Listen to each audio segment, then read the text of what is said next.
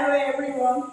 Thank you for coming and thank you for inviting us to talk here. And we did very good adventures here in the national, park.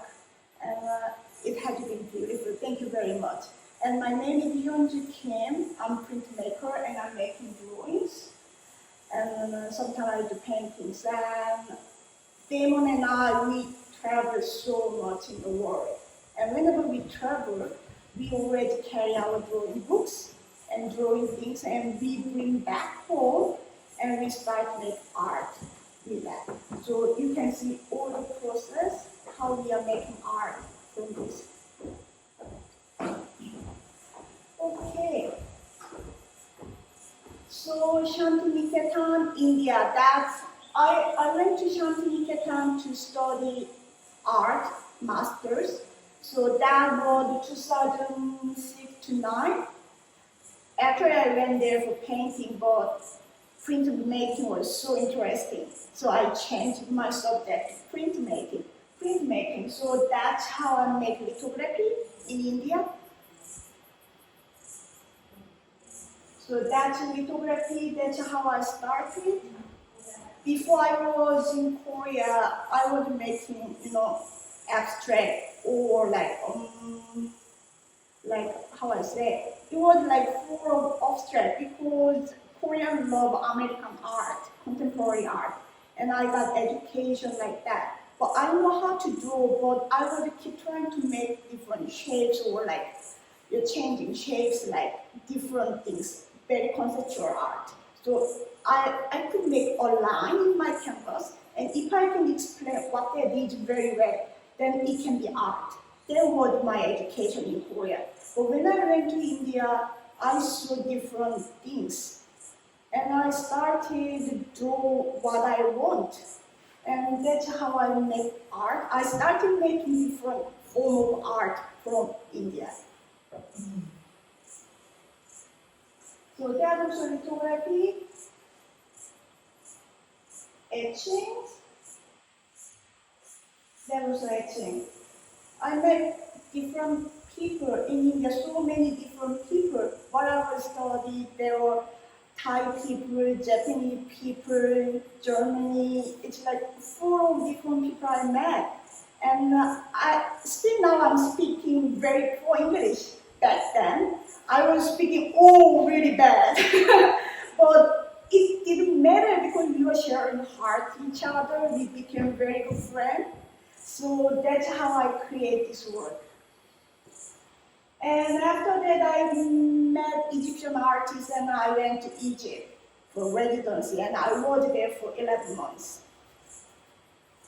So he invited me to do printmaking, but press didn't work.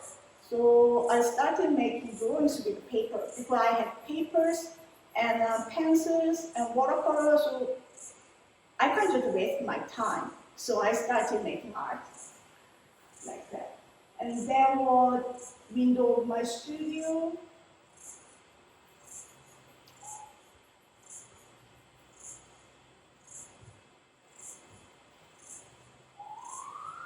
My studio was in the desert, and it was many people. Me and another boy who was looking after the studio and museum. And it was actually really good. I've been there alone for maybe 6 months with the boy who couldn't speak English. But I was looking at the desert and the river every day. And I would just keep thinking about my past and future. And actually it was an amazing time to look at myself, face myself. And after that, I felt much, much better. You can see from my work later. So this place where I met Damon, we met in this symposium, making art. And after that I went to Greece. I have short hair. And after that I went to Australia. Damon came to Korea maybe 2011? 10. just 11. 11 just visiting. And he told me, oh, if you come, I have a studio in a private school, so you can work there. So why not? I'm coming. So I went on that 2012 January. I came to Australia and I started making art. And since then I'm here with him. So before I met, I used to make images from out of my head, from my heart and my head, and follow my hand. So I was working on my paper plate directly with my needles.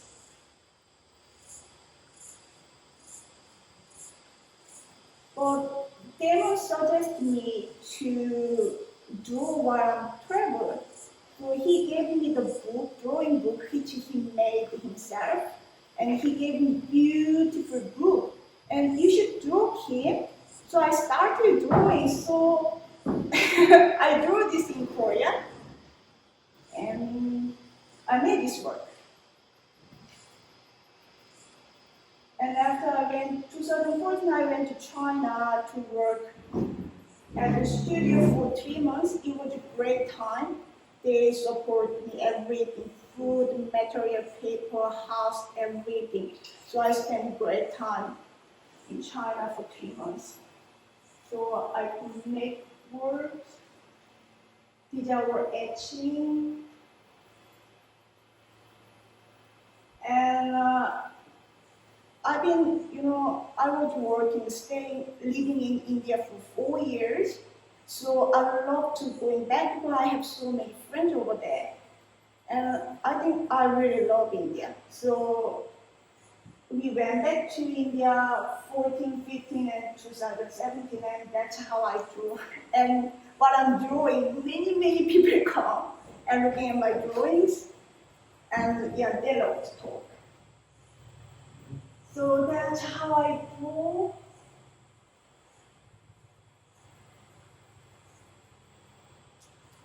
Obviously, you can see these are India. These pictures are from India.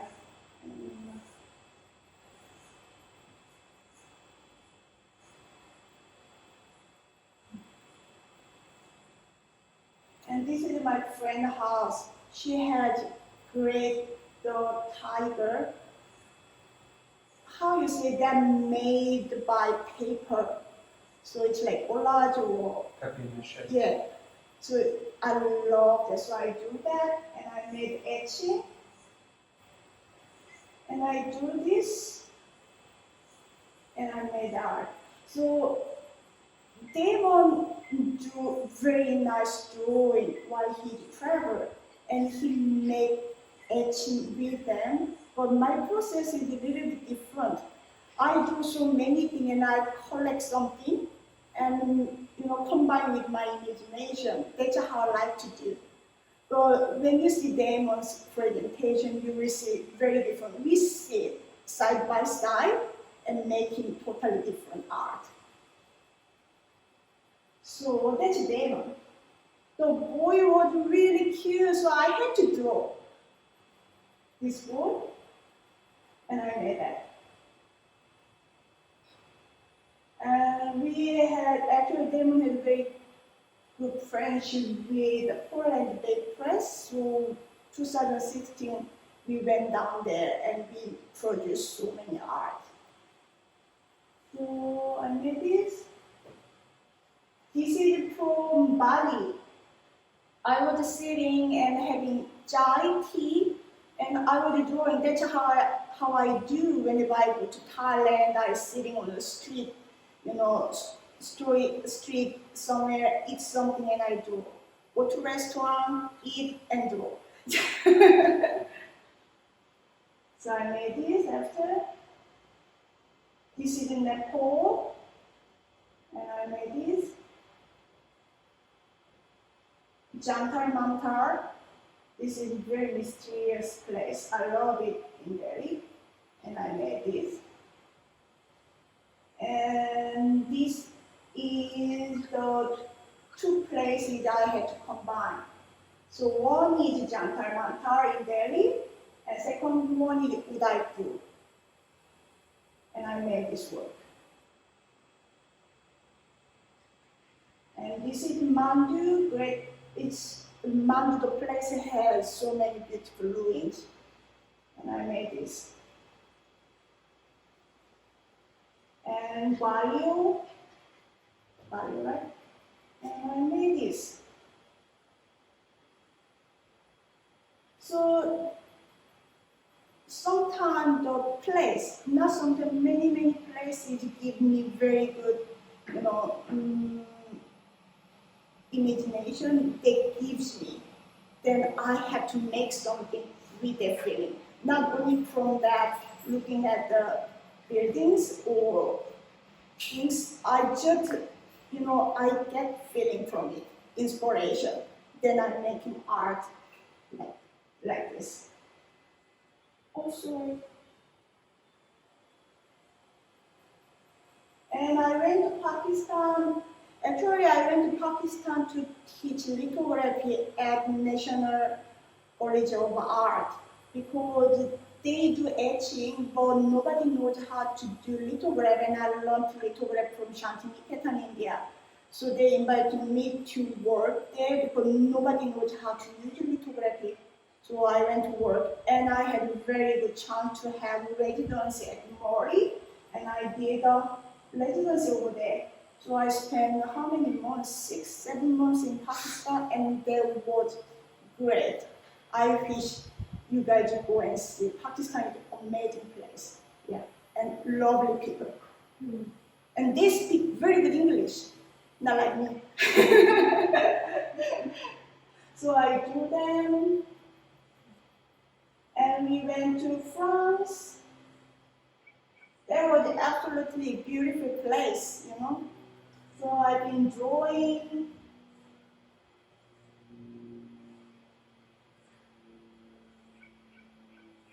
And I drew this one from Lyon.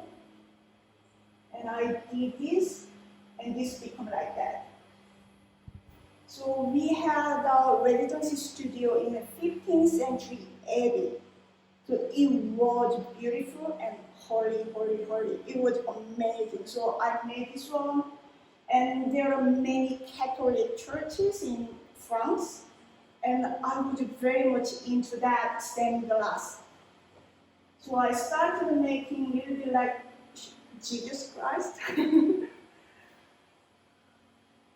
So that's the details, how I work with watercolor and color pencils. And I started this one from France, but I couldn't finish it. It took 3 months to finish it. This is nearly 180 centimeter each real size. So I started this one in France, but I had to bring back to Australia and finish. And I went to Nepal. Oh my God, I never stop. Always going some places. So I went to Nepal and had great exhibition there. You can see the mountain. Oh my God, I love sweet jalebi. Oh my God, I was sitting there eating and drinking. Okay, I need to do this. And these, all the houses. You can see that door. I have to bend myself to get into this place. And I could do that from my house in Kathmandu. And amazing thing is, Nepal is very much mixed of culture, religions like Buddhism and Hinduism, and sometimes the temple has everything together. So it's like, when you go to India, Hindu and Muslim, they don't like each other. But Nepal is different. They just have Buddhism and Hinduism all together. And when you walk around, you have Buddhism here and Hindu here. It's all mixed up, and they are very happy. They don't fight. So that was great. And I do this and made a big work of that. Yeah. Better to see details for it, don't need too much. And I do this, and I made the etching. So that's Hindu, that's Buddhism. And I was having workshop with Nepali people. I love them so much. Sweet people, very sweet people. So we work hard. And this is Kumari. She is like 4 years old girl. She's a living goddess. And after she started first period, she's not goddess anymore. But while she's living as goddess, she can't speak, she can't smile. She just stay in small temple. And after that, even she can't get married because they believe Kumari's husband is died. So their life is really sad after being goddess. So I feel really sorry to them, and I made this work. So that's the process. I was working on zinc plate, and this is the print. And I went to Cambodia. I love Cambodia. You must go to Cambodia. It's an amazing place. And I drew this. It was really hot, but I drew that.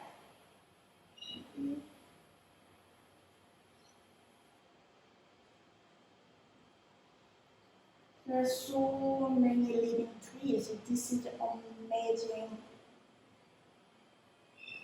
And this is India again. Equal jali. It's like you carving the stone. What kind of stone? Marble. You carving the marble and make a big screen. Just like that. So already I told them, if I have money, I want to make a house with full of jali like that. And this is my drawing on sketching book. And I made this one.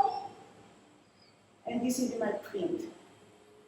And while I'm traveling, I meet many different people, culture, and religion, like Muslim and Hindu, and I'm Christian and Buddhist. I meet so many people, and whenever I go to different countries, they love to talking about their cultures and religion. So I'm hearing many things, and I feel like we need to be all together. We don't need to fight. So I love to making art with like Maria, there kind of different religions, Muslim, Hindu, everything in this picture. And I made a huge drawing out of jali. Details, details. And I made, this is the plan for etching and this. So that's Jesus. And Saraswati, she is the goddess of music and knowledge in India. And Ganesh. This is the etching, and I put watercolor by my hand. I drew this, that was Chinatown in Thailand. And I made this. This. It was about violet. About talking about immigration. So I felt sad about people who moving and moving and moving. I felt really sorry for it. So yeah. This is one of my etching. So become like I'm very religious.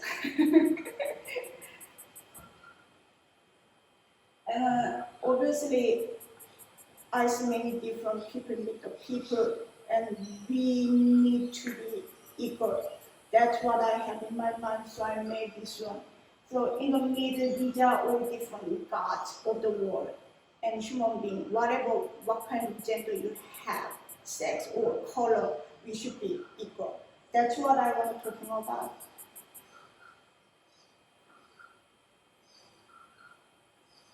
When I do this, I think that they were from India, and I made this. This is a new version of Mary with the baby Jesus. And 2000, beginning of 2020, Damon and I we invited in Mauritius to make workshop and do work there, printmaking work. But because of COVID, we had to separate. So Damon came back to Australia, and I had to be in Korea for 21 months. And while I was there, I luckily from my church they provide room to make art. So every day I went there and I was working. So that's how I could survive. That was my strength. If I could make art, I would be really sad from separation with the Damon and from my home. So this is what I made when I arrived in Korea. I was so angry about the situation. So so I stayed in my mother's place. She doesn't have anything, but she still had my old print that I made from India. So I started collage. So gathering all the print together and chopping down and drawing something and made this and that and this.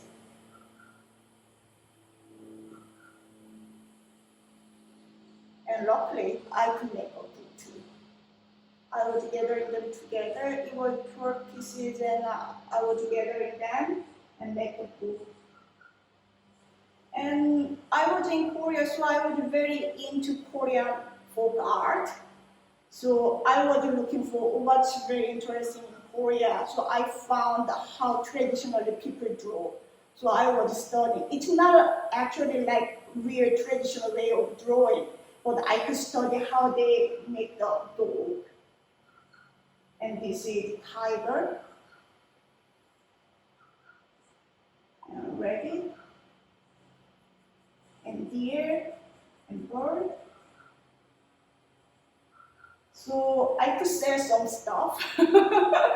We had small market there, so I was selling small words, or I printed out in small size like postcard, so people coming by. So that was fun.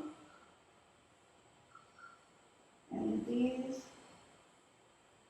and that, yeah.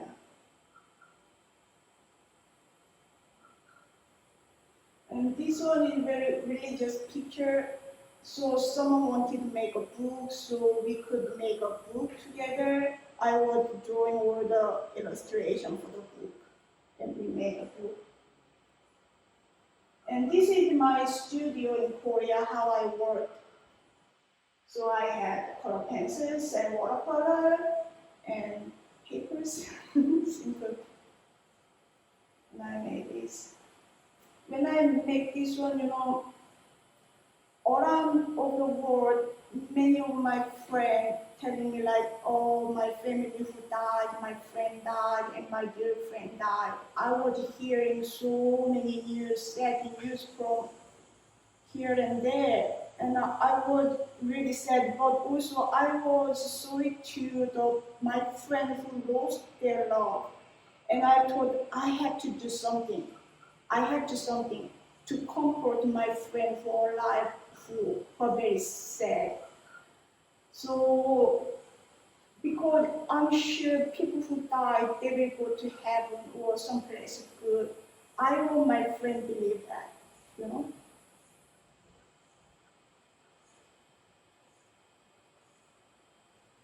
And this is another project of drawing and coloring, and I made this work.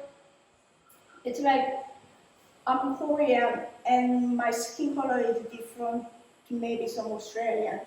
So it's like This is in my head since I arrived in Australia. I love to do different race and religions all together. We are living on the same continent, we are living same earth, so that's what I want to talking about. And this is for Beijing Winter Olympics. They choose my work for advertising and for the exhibition, so that's great success.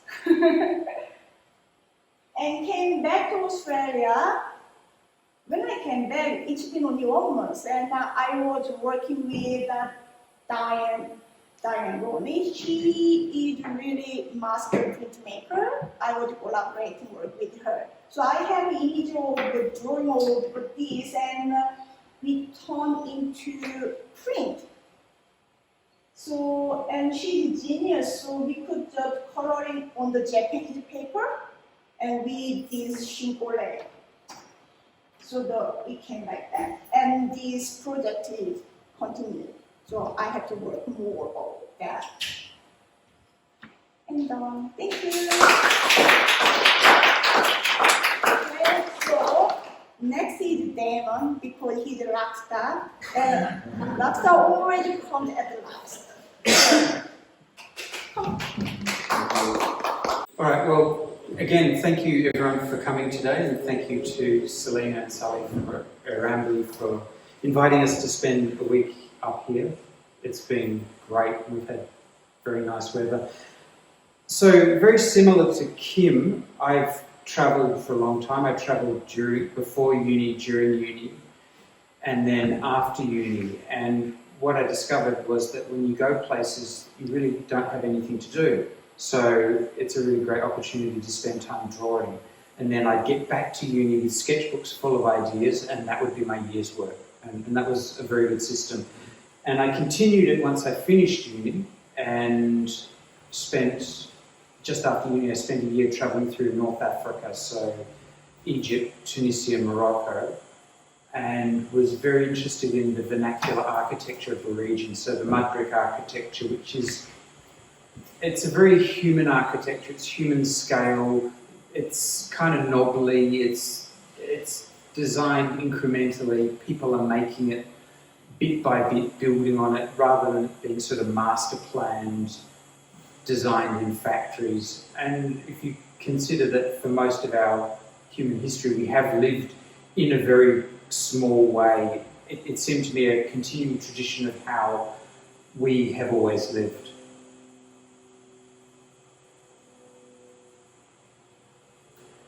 And through that process of spending time drawing, obviously North Africa is quite dry, it's mud brick and desert, but I became more aware of that there are other things in the city other than the architecture. And I was in Bangkok for a week, and everywhere I saw plants, so I started to bring plants into my work. Very much my practice is about going to places, looking, discovering, and then using that to actually feed what I make. It's very rare that I go somewhere and say, okay, I've got an idea, what I'll do. It's always reactive to the place. And there's a couple of advantages to that. The main one is that the world is very big and very complicated, and it always has more things than you could possibly think of. So it's outside is such a rich resource of ideas, of knowledge, of thought, of things other people have done over the centuries and the decades. I wouldn't have ever expected to spend a week in Bangkok drawing orchids in a garden, but that's what happened. And then I had this resource of the sketchbooks, and I started making images out of them. 2016, Kim and I were in France. It was a medieval city, preserved, perfectly preserved. There was almost no modern intervention in the city. And actually we were very lucky on our last day there, because they had a medieval fair and they got rid of all the cars. So it's a walled city, no cars. And you had people walking around with horses, they had jousting, they had people dressed up as monks and maidens and drinking beer and whatever.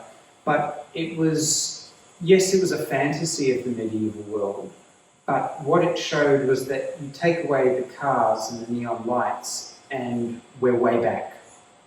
Very little has changed.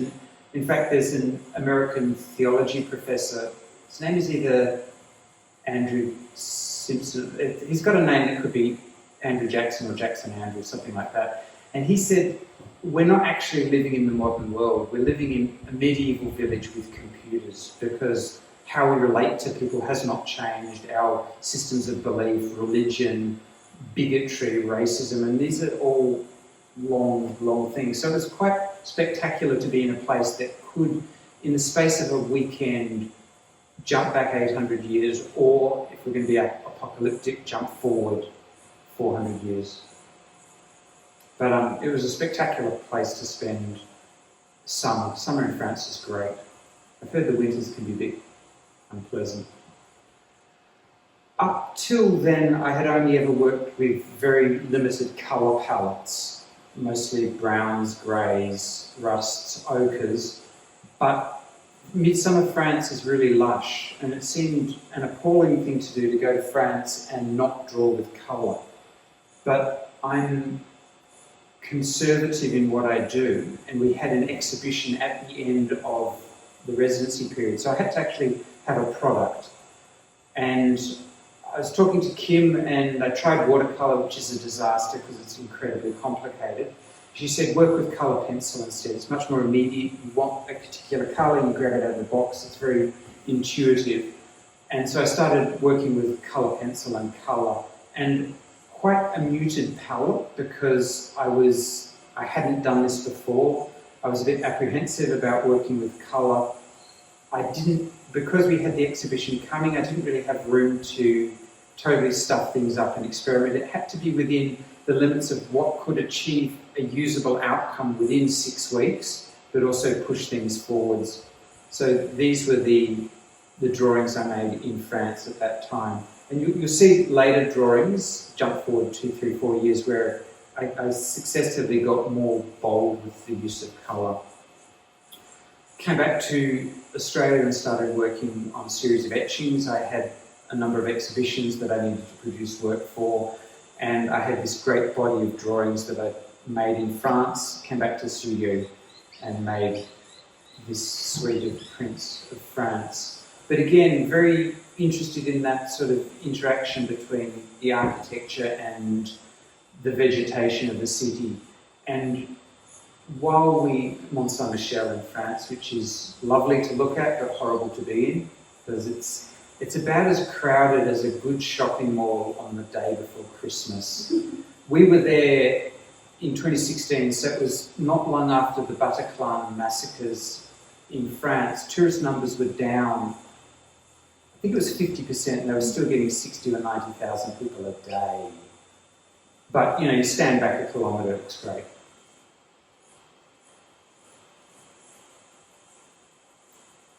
Yeah, so we often think of cities as being quite dry, but actually they're full of vegetation.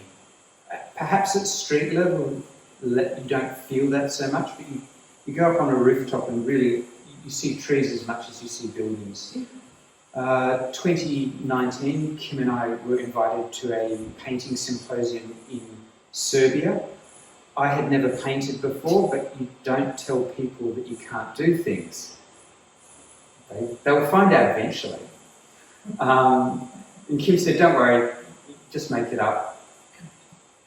So again, the model is I go somewhere, I draw, and then, because again, this was the first drawing, the first painting I'd ever done, I had 10 days to make something for an exhibition, so I started in the way I normally work. So I drew on the canvas for maybe 2 days, and then I started colouring it with thin acrylic paint. First time I painted, it was a good experience. I would have liked to have actually known how to paint before I got there, but that then tipped an interest in painting, which is kind of how I ended up here, because Selena's mother, Pamela Griffith, saw that I was trying to paint and said, you need lessons, and offered to teach me, and actually Kim and I spent a week with her before coming to Eramboo. which is also really good. And I can't wait to go back to Serbia and paint this time. And that was the first painting. Thinner than I would like, but that's how it goes. And then the exhibition at the end of the 10-day residency in a 12th century Serbian monastery in the mountains. It was spectacular. Again, you don't say no. Drawing the monastery, I think this is probably on the last day we were there. I made a quick sketch, brought that back to the studio in Melbourne, produced the copper plate, and then printed it. Montenegro, same thing, out drawing old olive groves, looking over the rolling hills towards the ocean, the copper plate, and then the print. We also spend a lot of time in cafes drawing. People there, I think there's quite high unemployment, and their wives certainly don't want their husbands lounging around at home, so the men sit in cafes and smoke and drink coffee all day, which is ideal subject matter. You know, people were staying more or less still, and you notice the guy on the left ended up on an etching plate, and then in a print. And people have asked questions, you know, what does he represent? He's got a rucksack, is he a traveller? But the truth was, I designed this image and it didn't feel resolved, like there was too much sort of empty space. So I put a figure in it. So it was very much a kind of, yes, a figure generates psychological associations and all that stuff, but it was very much about the problem solving of how do I make an image work? Where do I have interest? Where do I have blank space? Where do I have colour? Where do I have black and white? And then working on a new drawn version of that scene that I painted in Serbia. Colour pencil let me have much bolder colour, and that was the finished drawing. And then this happened, COVID. So we had quite an interesting year planned. We were supposed to go to Mauritius and do a residency and teach at the university. Then we were supposed to go to China for a month, Bulgaria for a month, Serbia for a month to have 2 residencies to teach at the university, have an exhibition, and then go back to China and do another residency. And obviously none of that happened. I don't know why. But I had all these drawings from my travels. Melbourne, everything closed down. We were locked in our houses more or less for 6-7 months. I couldn't access the print studio as I was used to, but I had my desk and I had my colour pencils. And I'd been wanting to make large drawings for a while, and this seemed like the best opportunity. So drawings of street life in Cambodia, and then working with increasingly bold colour. It was a pretty miserable time in Melbourne, but I thought the antidote to that is actually to make images that are full of light and life and colour and people and warmth, because there was enough sort of unhappiness going around. I didn't want to contribute to it. I couldn't have bared it. I mean, we were separated for 21 months, and to actually dwell on how unhappy that was would have been unbearable.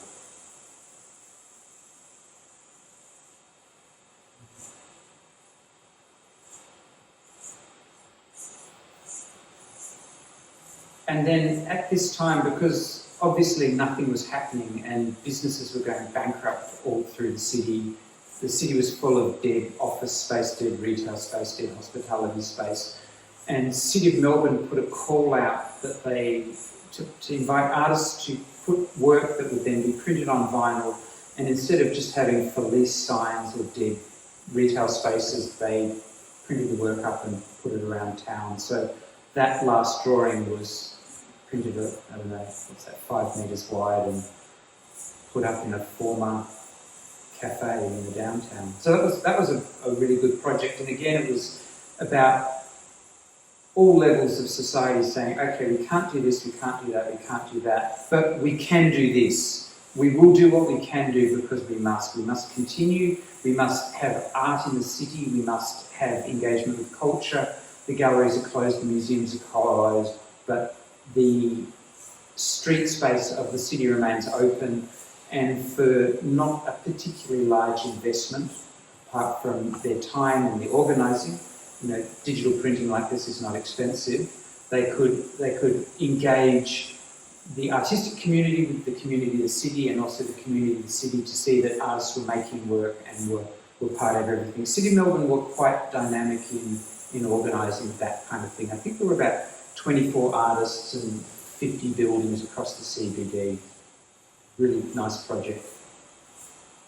Again, Cambodia. Cambodia was kind of almost the last big travel we did before the catastrophe. And this one's massive. This is 1.8 metres wide, so that's about the largest drawing. The other ones are 60 centimetres tall, a metre wide, so this was substantially bigger. It's done on 6 separate panels, which my desk will only hold one sheet of paper at a time. Also, storing something 2 metres across is, when it's on paper, is just a disaster. Things get damaged.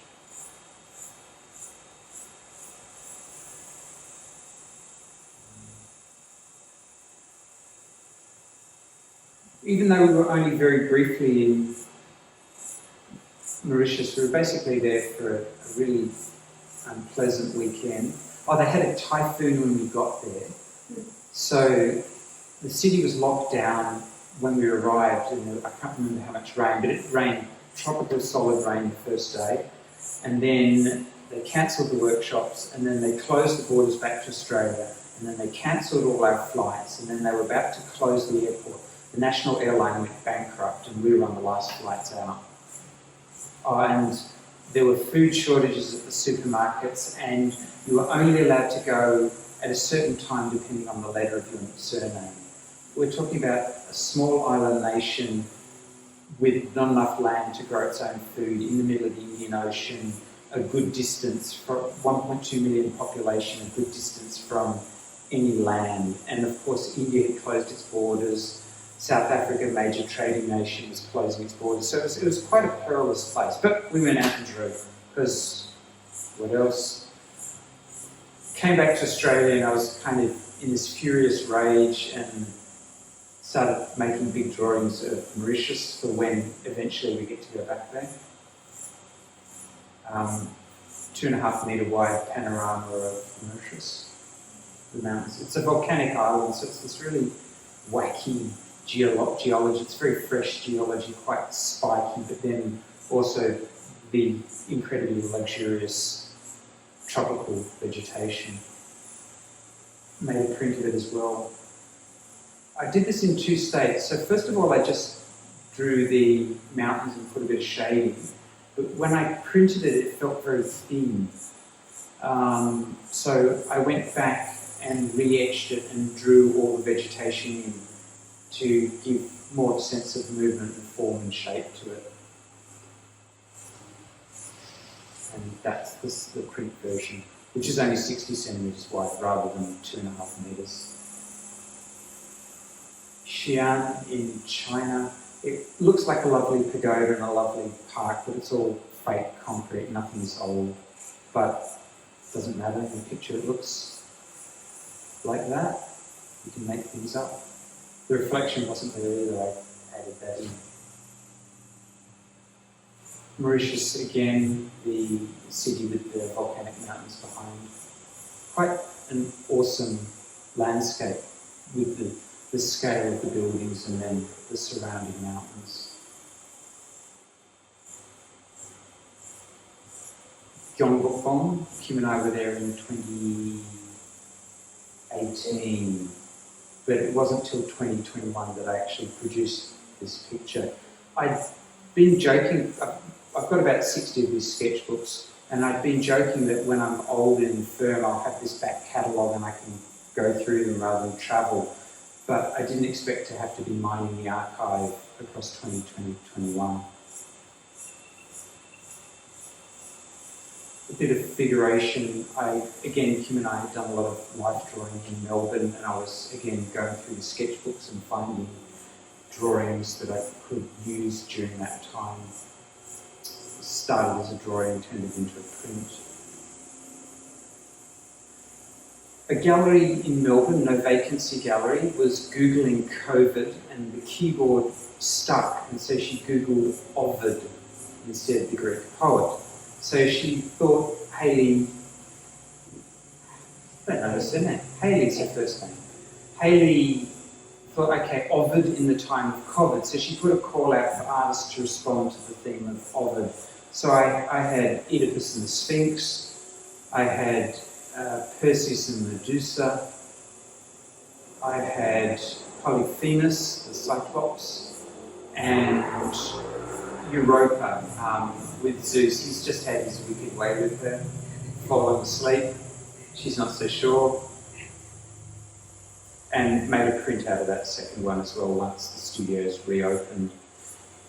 There were a couple interesting quotes which she put up, the quotes from Ovid, and I thought that they were very appropriate to the time we were going through. And you know, Ovid is, I think, 3,000 years ago, and he's saying the same things, like nothing's changed. Human nature has not changed.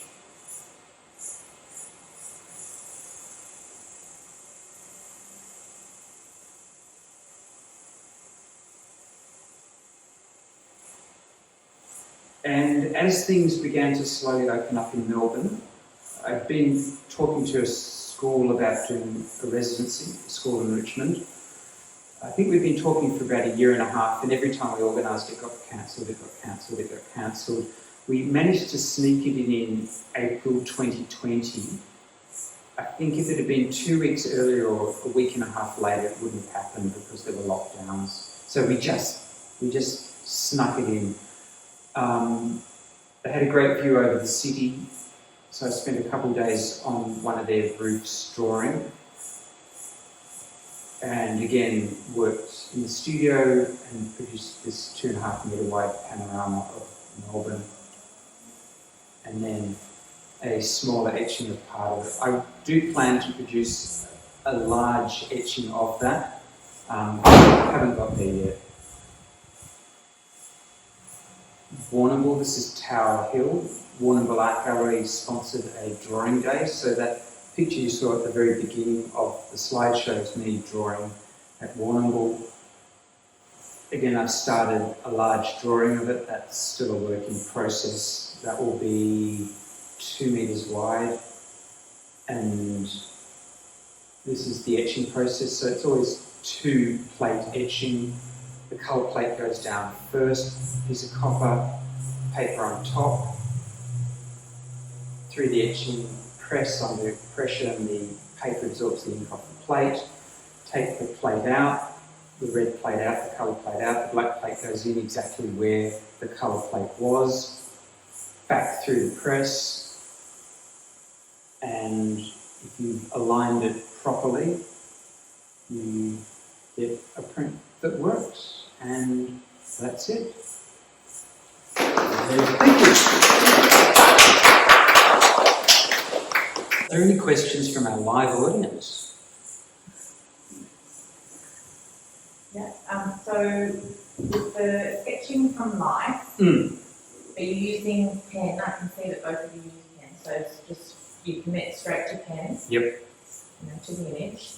So that's sort of taking a lot of the editing process as, I guess you're very mindful of what you capture. And then moving from that drawing to the more finished, complex drawing, do you do any more studies? We saw the sketch and then we saw the finished work. But do you explore more with drawings in between, or do you again commit to that final image? I do research a lot. If I want to draw, for example, pin with facial board and mixing that, then I need a proper picture, or I have to think of which picture I go with. And I'm thinking about what's the pin or meaning of pin, and then think about, okay, what's the him in the board. It's like I have to do many research. So that's how I create images together. So it's like, it's not just making flowers or birds or things. I need to figure out which one will be suit with this meaning. And this head, this body, or this kind of, also thing. I need to research and make a one picture. That's how I do. And there's generally, if you're working with a piece of paper, it's a certain size. 56, 76, 50 by 65, or if you've got multiples, it's multiples of that. With etching plates, again, the copper is specific sizes. So generally, I'll have, and particularly during lockdown, I had some copper at home. I didn't have access to guillotine, I couldn't cut anything. So I did stock take what I have at home. I've got a whole bunch of plates of 20 by 30, 30 by 30, whatever.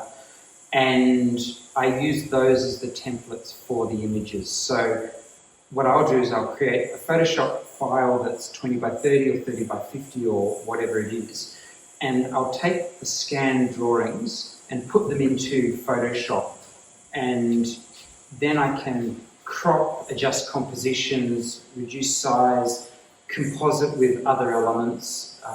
The birds were drawn separately in other places, bring them in. The figures are often drawn in separate places, bring them in.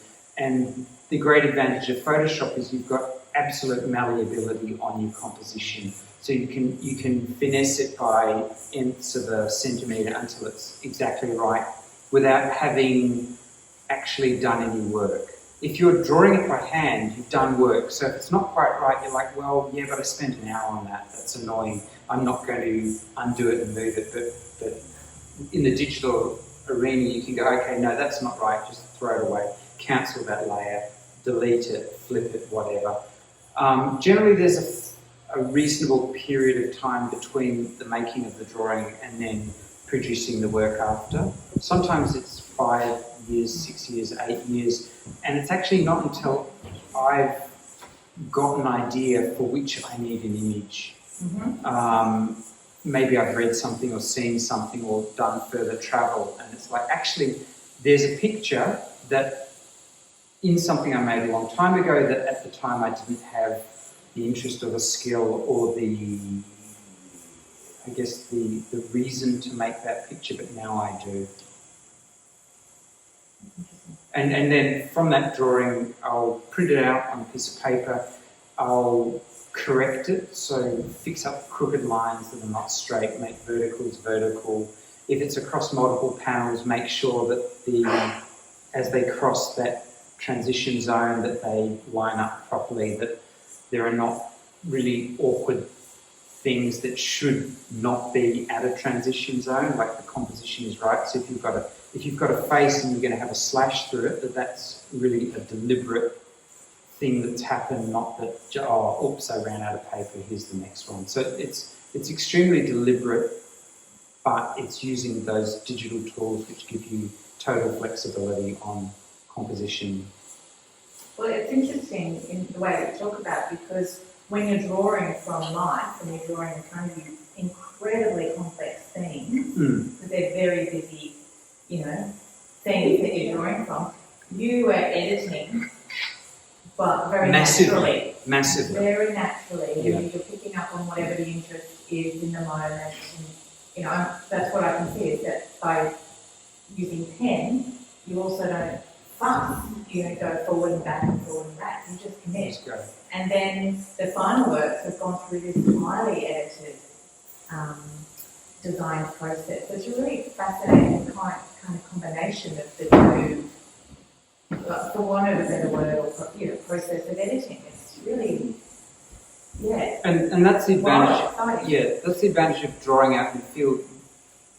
I don't use any photography at all. When you go somewhere and draw, you've got 2 hours or 4 hours or 6 hours. I mean, you can't do it all day. And so you've already got to decide what's the important information. If you take a photograph, you get everything, and then you have to go back into the studio and decide which bits you do or don't want. But when you're out there, that decision's kind of being made for you, because the thing that's most important is the structure and the sense of the whole space. And in fact, I had people, because I was in Cairo a lot, and I had people say to me, this isn't Cairo because there's no rubbish on the roofs, there's no cars on the street, there's not the bustle of people. But actually, I had 4 hours on a rooftop, and it's a totally manic, chaotic city. I couldn't draw the city and also draw the rubbish. There's a durational thing, and we've forgotten that photography had that same limitation. So if you look at 19th century photography of, let's say, Paris is empty. Now, Paris was not empty, but you're on a 30-minute exposure and everything disappears. And actually, some of the Impressionists were painting from those photographs, and they were painting empty streets because the photograph that they had as the reference was empty.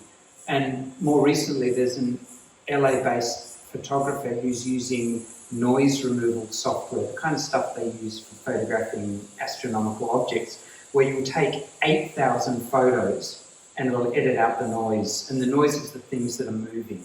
So the cars on the highway, the aeroplanes overhead, the people walking by, the birds. So he has produced empty, apocalyptic photographs of Los Angeles. They're totally uncanny just by having the time and using the machine tools to take it out. I've seen other people who photograph a brook, and the water will be absolutely glass still because the machine has taken out the ripples, which are the noise. The tree stays where it is, the sky stays where it is, and the river ends up an absolute mirror. So kind of we've ended up back where photography has ended up where drawing always was. So it takes really a while to do everything. Once we sit the place, we sit for maybe 3 hours easily, 3-4 hours. So if we make 2 drawings a day, that's really successful day. So we travel very slowly. If we go to one place, we like to stay at least 3 to a week, then we can actually draw things from the place. So all the process are very slow, but we love it. And we can actually see things if we stay there and sit and look. Then we can see something new and we can find a value from it. So that's how we love it. Yeah. Any other questions? Do we have any online questions? I've got a question while we're trying to find out. So you guys sit next to each other whilst you draw, yet you produce completely different work. How does that conversation work between you as two creative practitioners? Do you ever feel tempted to, do a little bit of editing on each other's work? I'm constantly stealing stuff off Kim.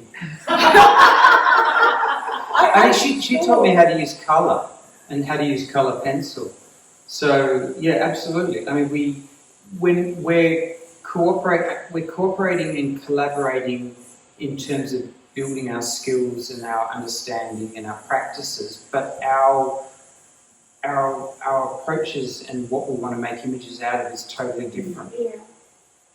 But I do love Damon's traveling drawings. So already I'm looking at his drawing. What? And I do the same. I look at those and go, oh Jesus, I have to work harder. That's how we do. Yeah. And in fact, the images Kim showed of her drawings in France, I hadn't seen them since 5 years. And because when Kim came back to Australia, she was working on that huge picture of Jesus for 5 months. She didn't make any other pictures about France. I produced a lot of French images. Kim didn't, and it's like, wow. Yeah, because if I can't do 2 things at the same time, I can do only one thing. But very well. So I do only one thing, and I love to do only one thing, and I do like the feeling when I concentrate something on. So I just work crazy about it, and after finish this, I think about something. Yeah, very simple. Damon, you said that you didn't use colour a lot, music colours. And you want to experiment and try that. I'm not an artist, you see background, I educate. What was it like terrifying. So you've got the confidence, right, in certain medium, your style, in your safe zone, your comfort zone. And then you go, so do you still have the confidence when you're trying a new medium based on transferable skills? No. Okay, so how do you get through it? How do you persevere with that? And there's a lot of cursing. It's like, I don't want to do this, I don't want to do this. I mean, look, yes, you're right, I've got those skills in drawing, in printmaking. It was incremental, so it was those first drawings that you saw of France, incredibly cautious with the colour. Something that I knew I could do within the time period, and that would produce something of acceptable quality. And then slowly building and developing confidence, Kim was saying, I said, I don't know what colour this is. She's going, go outside and look at the plants. Look at the top of a leaf or the bottom of a leaf. What's the colour shift? How do you make things darker? Because you don't use black, you use purple. Purple's great. Purple is always the pencil that's left in the box because no one wants it. But it's the saviour pencil because it lets you darken things. And adding a lot of red to greens. Like you can put a huge amount of red in a green and it's still a green. Like actually slowly stretching that envelope of what I could do with colour. But it's starting with the skill set that you have and adding 5%. And then when you're comfortable, you add another 10 and another 10 and another 10. It would be, I think maybe if I didn't have something that had to be delivered at the end of it, I could have gone all in and lost things and wasted weeks experimenting, but I didn't have that time then. And even, I think in my normal practice, you have a piece of copper and it takes you a week to draw on, and it takes you a week to etch, and it takes you a couple of days to print, and I'm loath to actually throw that away. So I don't want to go too far in each print, but slowly push. Incremental change within what you're comfortable with, stretching yourself, then finding a new footing and then stretching again. Imagine you can have a couple of things on the go too, like so you could have, you said watercolours are too hard or too technical. I imagine you could have your hour and a half of watercolour play. Yeah, no, possible, but compartmentalise.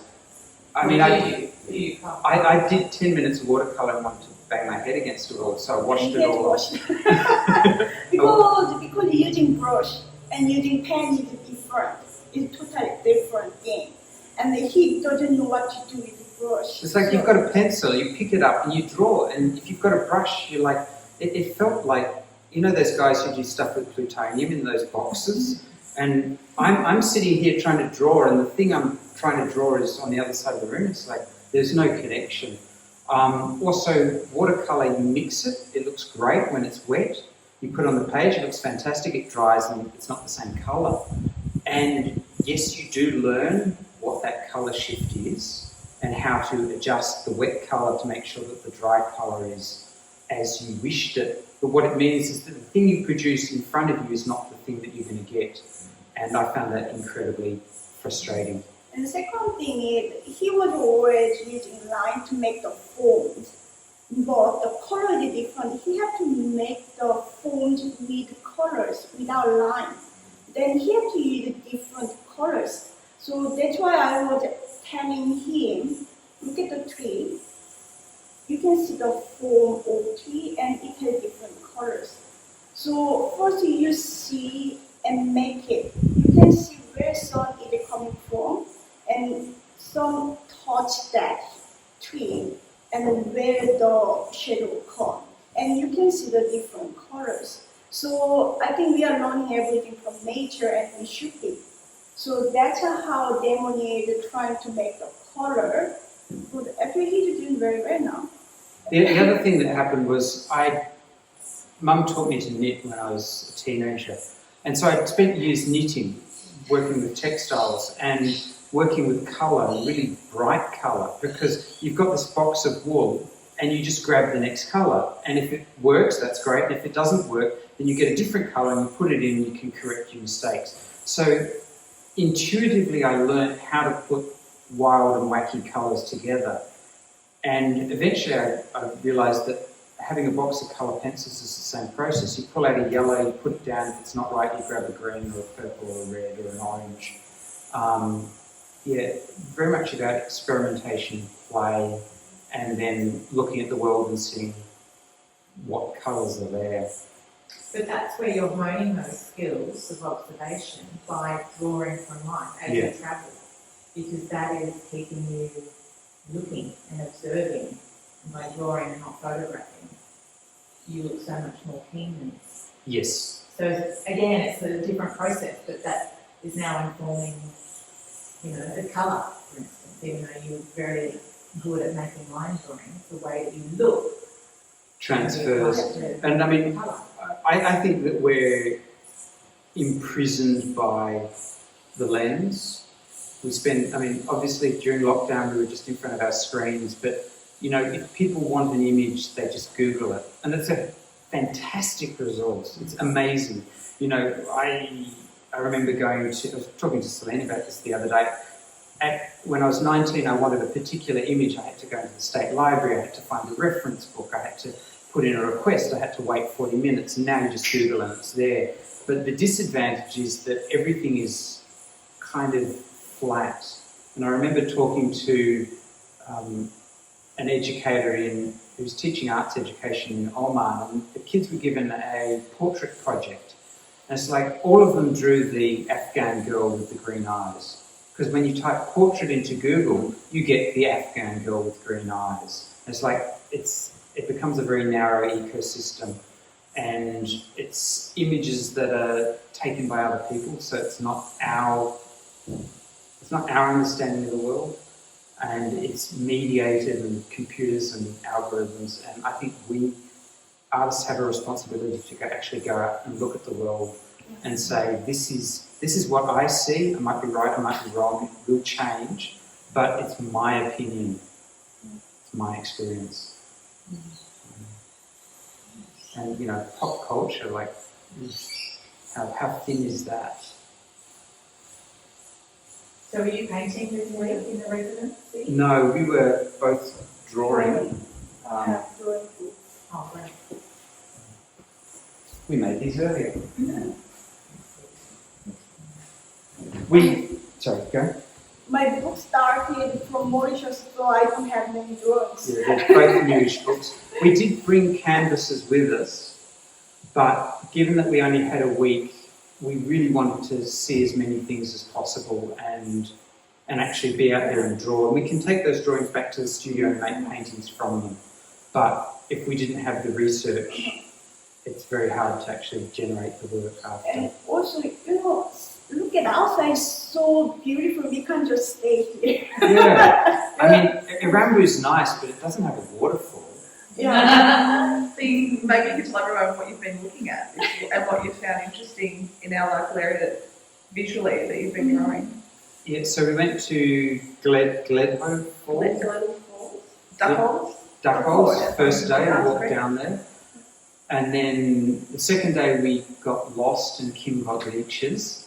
And then the third day we went to Jim's Wharf and down to another lovely waterfall on the beach. Little pit water beach on the hot spring. New Challenger track on West End. And then the fourth day we went to McCar's Creek, down At McCar's Creek, the flat area where the houses are. And then yesterday we went to Elfina Bay, overlooking the pit water. Yeah. And I could have a really good swim over there.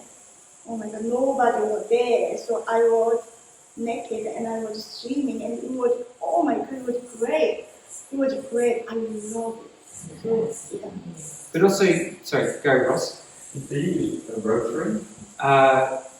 Generally stapler. So Yeah. But sometimes, at the moment it's stapler, but state laboratory tech pens. Yes. We've got a whole range of sizes from 0.18 through to 1.4 mil. They're So fantastic. that ink is stable, isn't it? It won't Yeah, fade. no, it won't fade and it's waterproof. It's a really, really dense ink. But when you're drawing, you're very much constrained by the environment. So Selena took us to the place with the indigenous engravings, that plateau. Oh, yeah. Is that Elvina track? And they've been a track engraving. And it's amazing, but we couldn't stay and draw because it's exposed and we would have been burnt to a crisp. But we're coming back in April when the weather will be milder, Yeah. and it's possible that we could spend a day sitting in the sunshine and drawing. Yeah. So you have to be very conscious of not getting sunburnt and sunstruck and all those other things, eaten by ants. Because you're there for hours. Leeches. Yeah. Leeches. So you think we've worked on Kim's trading tan? While Yes. she's been here? Gorgeous, yeah. Fun. What's the difference for you guys if you're, like, I know you're locked Sorry, down. can you start that first one? What's the difference for you guys when you're, say, at a place like this for a week versus at home and having to draw? Like, what does being in residence do differently to?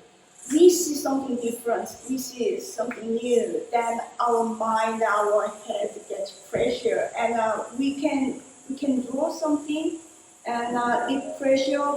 And when we go home, we just produce. So our house is just like a studio, like producing art. That's it. So we travel a lot, 3 to 6 or more.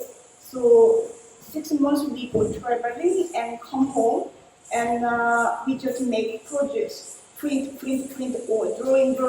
We make art at home. That's why. Yeah. Toys Yeah, I mean, look, if we were here for a month, we would, and what we did in France, we were in this town Leon for 2 months. We spent the first month out every day, drawing, and then the last month in the studio, because we had to make the work. And actually then the final week we'd finished a bit ahead of time. We had 3 or 4 pieces each for the show, and we went back out. If we were here a month, we'd spend the first week drawing in the field, and then we did bring paper with us in case it was raining and we were going to be stuck inside. But given another 2 weeks here, we'd work on large drawings based on the things we saw.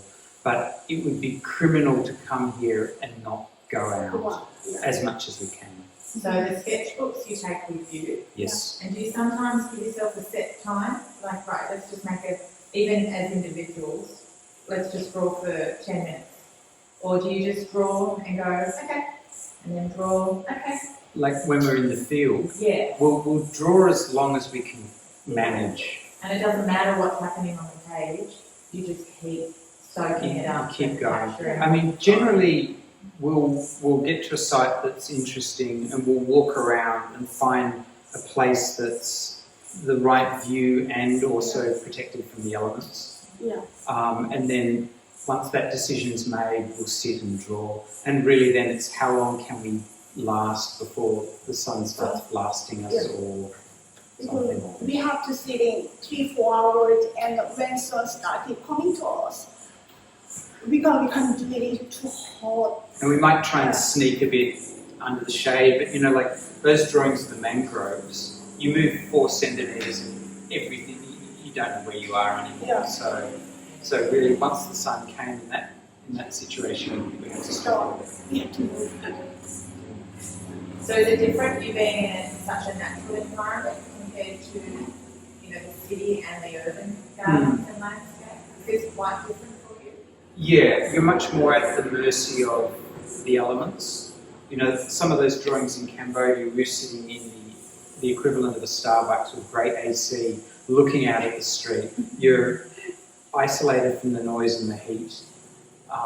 And you can stay there for 6 hours. It's great. So, the one aspect you're bothered by leeches and ants, and the other aspect, are you bothered by people at all? Do No. people come around and say, are you an artist? No, look, Oh, actually do. You're so my picture that I was drawing in India. Once I was drawing in market area in India, and so many people came and even they are sitting in front of me to look how I'm drawing. Then I have to see there with the guide sitting here. So it's like, it's trouble sometimes. So I have to tell them, I'm drawing there, so go away. But mostly many people surrounding us. And especially for Damon, because he like white guy, so they like to see his drawing, and also people like to talk with foreigners. So, but generally, people are really curious and good-natured, and if you would just say, "Excuse me, can you please? This is the field of vision, and can you just step to the side?" And then invariably, you'll get some kid who decides to be the policeman and shoo people away. So that's nice as well. We had in Cambodia, we were drawing at Angkor Wat. We had a whole bunch of kids who came around, and I wouldn't let them near the tech pens, but we had some pencils. So they grabbed pencils and started drawing on what we were drawing, and that was fine. Australians are less curious, so we were drawing, and people were just they didn't come and see what we I were think doing. they just don't want to disturb us. Yeah, but we're not that scary. Maybe not. People are generally, people are curious and good-natured, and if you're travelling in someone's country, you're a guest, and the fact that you're showing interest in parts of their culture, society, heritage, histories, they're very happy with that. So your art making practice, really, is it an even balance between drawing from life travelling and that fresh kind of sketch, and then the more, deliberate and It was. Yeah. But, Yeah. Okay, so then with travel taken out, are you searching for that sort of sketching and that drawing from observation in sketchbooks again? Are you missing that? Yes, we missed it, but also it was something we couldn't have, so there was really no point missing it. And we both had that resource of all those sketches that we collected over years and years. I mean, some of the life drawings that ended up in prints were made 10 years ago, and they just sat in a sketchbook waiting for something, and then something happened. So yeah, it's really good to be up here and actually out and drawing again. I'm much happier if I'm drawing in the field for 3 or 4 months a year, and then back home it pushes things forwards. I come to Eramboo with ideas. I get ideas from Eramboo and then I apply them, whereas somehow mining the past, it can be stuff that I was thinking about 3 or 4 years ago, which is not necessarily what I'm interested in at the moment. So the immediacy is good. It's good that we're slowly starting to get that back as Australia opens out. I don't think we're going to get to travel internationally this year. I'd like to go back to Serbia, but I think it would be maybe foolhardy to do so, and we'll leave it till 2023. But we've now got a bunch of drawings from Eramboo. We're here a week, and that's 2-3 months' work in the studio. So the time imbalance between out in the world and home is such that 3 drawings could be 4 months' work. So it's quite easy. So next stop? Yeah, next stop. Canberra. Canberra. I've got an exhibition that opens at Megalo Print Studio next Saturday. So we're heading down to Canberra on Monday, hang the show, and then it opens. So again, things are slowly opening up again. And then we'll be back here in April. We're going to do a 2-day workshop. Should we talk about that? You guys are there. Yeah, so Saturday, Sunday workshop, though it can be split. Saturday will be learning to make sketchbooks like these, and then Sunday going out and drawing. And I think we're going to draw at McCar's Creek. It's a nice open place. There's a whole range of scenes and environments to draw, and then there's amenities if you need them, which is nice for people. That'd be great. So the sketchbooks will be like these ones that you've got. Similar, yeah. You can't, that specific paper cannot be got in Australia, but we've found something that's quite a nice paper. Oh, sorry, so you make the books? Yeah, we make the You will make, sketchbooks. Yeah. if you are here, you will make the book Yeah. by yourself. Yeah. We will But- teach you how to make it. But that specific paper, it's a French paper and they don't import it to Australia anymore. So luckily my brother lives in America and when he comes home he doesn't bring luggage, he just brings paper. He can't bring anything else, but He brings a little hand thing and then 40 kilos of paper. good brother. And will you offer like tutorship, sort of like ideas, and or just sort of be around on that second day? On the second day, drawing day, I mean, it will be a mix. So we'll talk about how we go and draw in the environment and then encourage people to, I mean, the heart of it is what are you interested in? What catches your eye? What do you want to look at? And you start from there in terms of making the pictures. And through the drawing, you might discover that there's actually some other thing that you're more interested in than where you started. And then the subsequent drawing starts from that place. So it's very much about following the eye, following what you learn by sitting somewhere for an extended period of time and absorbing and looking. And you don't need to do exactly the same as the nature. You can just draw whatever you want. So you can just try to, use your hand and with your heart. But then also the craft element, which is learning to make a book, which is something that's, it's a practical skill. You can go away, you can reproduce it. And, commercial sketchbooks are nice, but being able to make your own is better. Special. Special. Value adding to the process. Yeah, and also, most commercial sketchbooks will have a hard cover, which is heavy when you're travelling, and weight is poison. So we managed to have something that's as light as it can be with really beautiful paper. Yeah.